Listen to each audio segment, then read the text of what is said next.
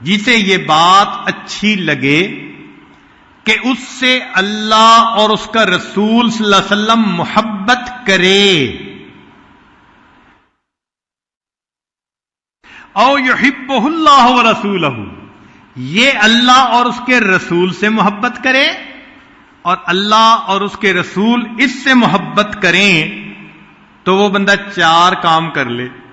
اب بتائیں کتنا واضح بتایا جا رہا ہے کہ 4 کام کرنے سے تمہارے دل میں اللہ کی محبت پیدا ہوگی اور اللہ تعالیٰ اور اس کے رسول صلی اللہ علیہ وسلم تم سے محبت کریں گے۔ اب ہونا تو یہ چاہیے کہ سالکین عہد کریں کہ ہم ان 4 باتوں پہ ڈٹ جائیں گے، زندگی میں اپنائیں گے۔ کون سی 4 باتیں؟ نبی علیہ السلام نے فرمایا فَلْيَصْدُقْ حَدِيثَهُ إِذَا حَدَثَ، جب بات کرے تو سچ بات کرے۔ مشکل کام۔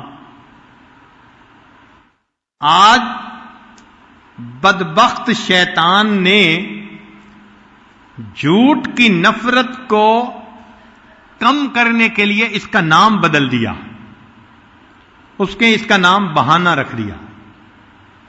اور جی میں نے بہانہ بنا لیا۔ یہ بہانہ کیا ہوتا ہے؟ جھوٹ ہوتا ہے۔ تو فرمایا کہ جو بندہ بات کرے تو سچ بولے، پہلی صفت۔ وَلْيُؤَدِّ أَمَانَتَهُ إِذَا اُؤْتُمِنَ، جب امانت ملے تو اس کے خیانت نہ کرے۔ آج تو امانت کو مال غنیمت کی طرح استعمال کرتے ہیں۔ کوئی مکان کرائے پر دے تو پھر حشر دیکھے اس کا ہوتا کیا ہے۔ استعمال کے لیے چیز دے دو تو پھر دیکھو اس کا کیا حشر ہوتا ہے۔ تو ہمارے اندر سے یہ بات نکلتی جا رہی ہے کہ امانت کیا ہوتی ہے۔ تو فرمایا کہ امانت کا خیال رکھے، یہ دوسری صفت۔ تیسری صفت وَلْيُحْسِنْ جَوَارَهُ مَنْ جَاوَرَهُ، کہ وہ اپنے پڑوسی کے پڑوس کا خیال رکھے۔ اب اللہ تعالیٰ تو پڑوسی کے بھی خیال رکھنے کا حکم فرماتے ہیں، اور آج کے سالکین اپنی بیوی کا خیال نہیں رکھتے۔ اس سے بڑا پڑوسی کون بھائی؟ جس کے ساتھ دن اور رات کے اوقات اکٹھے گزرتے ہیں۔ غصہ، ڈانٹ ڈپٹ، چھوٹی چھوٹی بات پہ موڈ، کئی دن نہیں بولنا، ایک گھر میں رہتے ہوئے اس طرح جیسے مشرق اور مغرب کی دوری ہوتی ہے ایک دوسرے کے ساتھ۔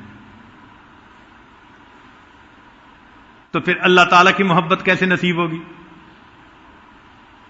اور شیطان بھی ایسا شیطان ہے کہ دوستوں کی مجلس میں بڑا رنگ رنگیلے،